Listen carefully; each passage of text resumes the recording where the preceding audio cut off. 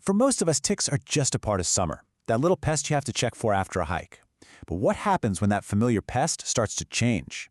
Because in Siberia, a new, much more aggressive tick is moving in, and it's completely rewriting the rules of risk for a whole region. So what is going on? Let's dig in. And this quote right here, it just nails the problem. We're not just talking about more ticks. No, we are talking about a totally new kind of threat, one that's carrying a whole arsenal of nasty infections as it just marches into brand new territory. So, what does this new threat actually look like on the ground? Well, this isn't some kind of slow, gradual change. Scientists are straight up calling it a full-blown ecological invasion. See, for as long as anyone in the region can remember, the story was pretty simple. The main bad guy was the taiga tick. And like its name says, it pretty much stuck to the forest. But about a decade ago, that all started to change. A new species showed up, and this one, it doesn't play by the same rules at all. And get this isn't happening way out in the middle of nowhere. This new meadow tick is setting up shop in the exact places people go to relax, city parks. The camp garden in Tomsk, for example, a super popular spot for a walk, is now a confirmed stronghold, what scientists call a stable focus for this new invader. Okay, so to really get why this is such a big deal, you gotta meet the two main players in this story, the old-timer and the aggressive newcomer. So on one side, you've got the usual suspect, the taiga tick, a creature of the deep woods.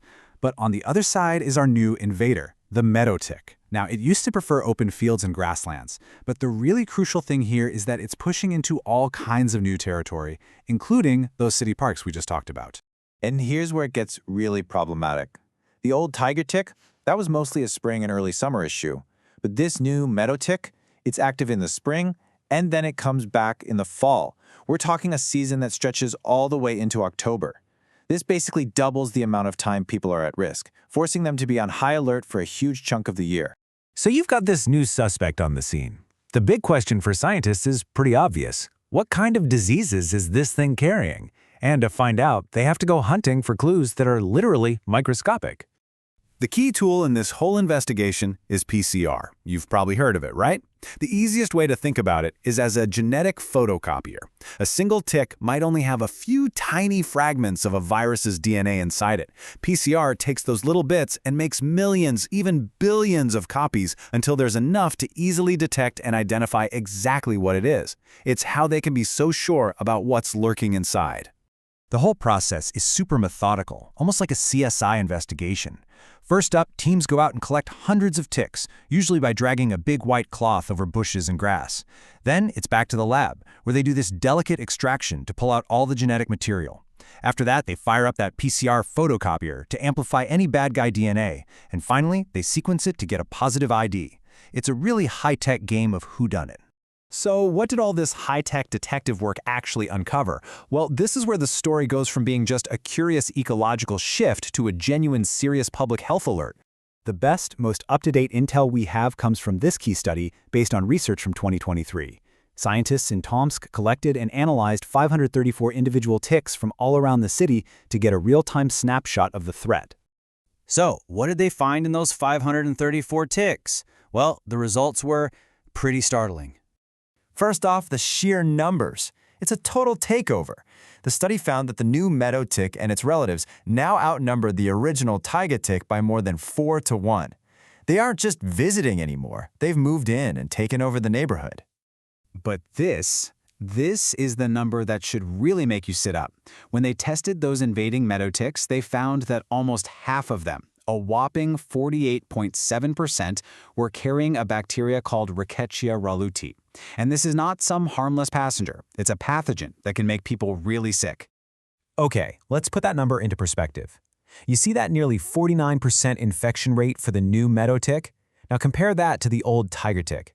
Yeah, it also carries some nasty stuff like Lyme and encephalitis, but look at those rates. They're not even in the same ballpark. This new invader is just way more likely to be carrying something dangerous. And if you really want to see how dramatically things have changed, let's just hop in a time machine back to 2005. Back then, the taiga tick was the main carrier for Lyme disease, with a really high rate of almost 38%. But look at the meadow tick. It barely even registered as a threat for anything. So in less than 20 years, it has gone from being a total nobody to the most dominant, heavily infected tick in the whole region. That is an absolutely incredible ecological shift. So, what does all this science and data actually mean for a regular person living in Siberia? Well, it points to a frightening new reality they have to face. And this might be the single most unnerving discovery of the entire study. I mean, it's bad enough getting one infection from a tick bite, but the researchers found at least one tick that was a literal cocktail of diseases, carrying the genetic fingerprints of 4 different pathogens at the same time. Think about that. One single bite could hit you with multiple illnesses all at once. So, what's the takeaway? How do you stay safe? Well, experts have some really clear advice. First, the old idea of a single tick season is over. You have to be aware in both the spring and the fall.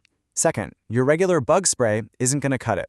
You need something called an acaricide, a spray specifically made to kill ticks. Third, the old advice of checking yourself thoroughly after being outside is more important than ever.